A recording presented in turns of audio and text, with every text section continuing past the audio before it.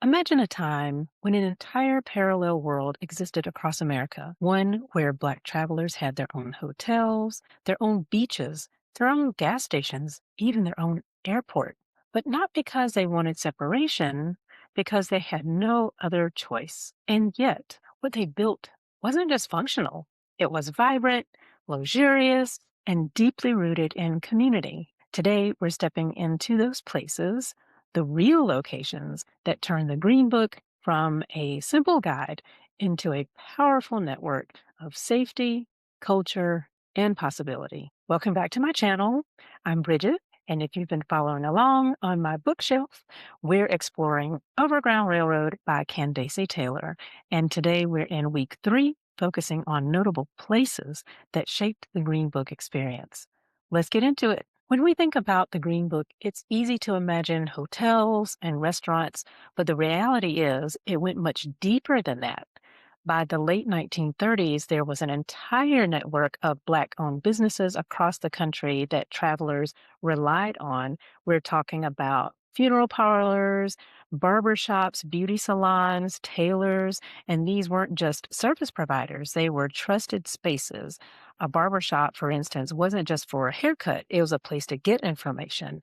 A beauty salon wasn't just about appearance, it was community and a place to share information. And funeral parlors often doubled as business hubs and meeting spaces. And these places formed an informal communication network. If you needed to know where to stay, where to eat, where to go, or where not to go, you asked at these places. The Green Book wasn't just a publication, it was backed by real people, real storefronts, real trust. And we talked about trust in part 2, community trust and trust building. Now we're going to talk about mobility because, again, from part 1, you can't talk about freedom of movement and mobility without access to fuel.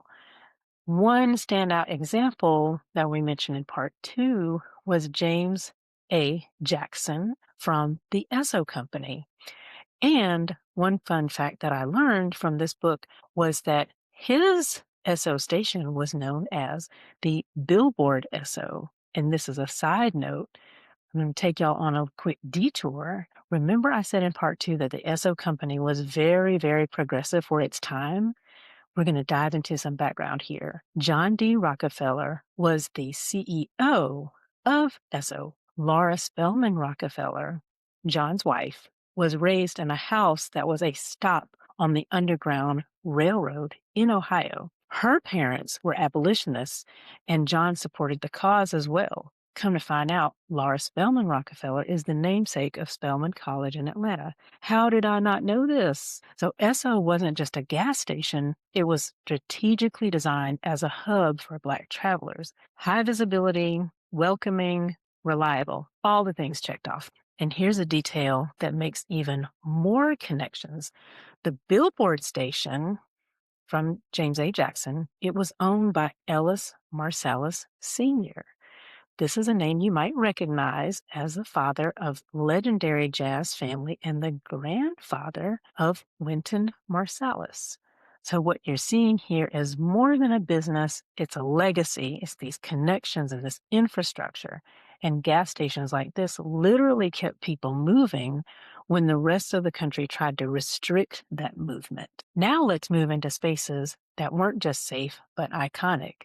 The Apollo Theater in Harlem wasn't just a venue, it was a cultural engine. This is a place where Black performers could take the stage, be seen, and be celebrated.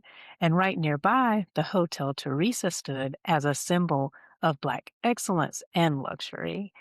It's known as the Waldorf of Harlem, and it hosted major figures, entertainers, athletes, political leaders, you name it. And these were not just places to stay or perform, they were declarations of excellence that said, we belong here, we built this. For Green Book travelers, places like the Hotel Teresa offered more than safety, they offered a source of pride. Let's talk about leisure because joy and rest are just as important as safety and security.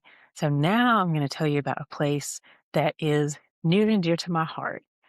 Atlantic Beach, South Carolina is often called the Black Pearl, and it's one of the few coastal destinations where Black families could vacation freely during segregation. Atlantic Beach is a place my family visited in the 1950s and 1960s, and my maternal grandmother, who just turned 96, used to drive my mother, my aunts, and uncles there to sell boiled peanuts during the summer.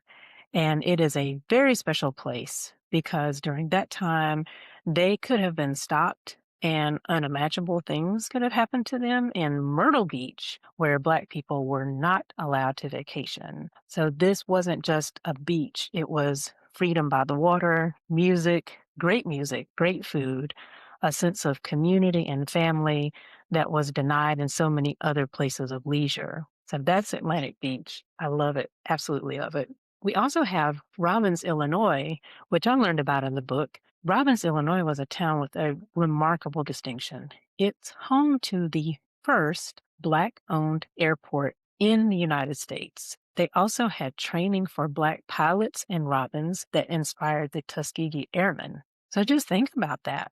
This was a time when mobility was highly restricted, and Robbins created its own gateway to the skies. That's not just resilience, that's innovation, like I mentioned from part two. We can't talk about Green Book spaces without mentioning nightlife. Have y'all heard of the Dewdrop Inn in New Orleans? It was legendary. This was a hotel, a nightclub, and a cultural hotspot all in one. We had musicians, travelers, and performers that passed through these doors.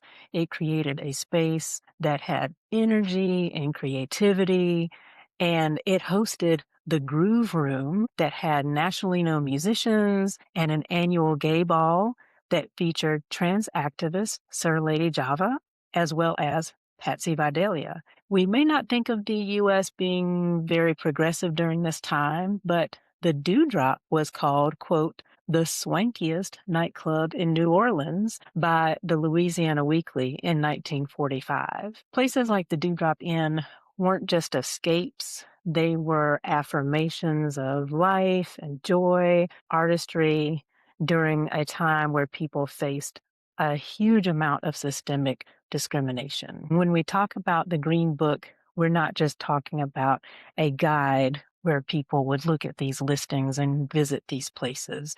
We're talking about a network of trust. Like I mentioned before, it's a map of resilience. It's a blueprint for the community. This is barbershops to beaches, gas stations to luxury hotels. These places made the movement possible.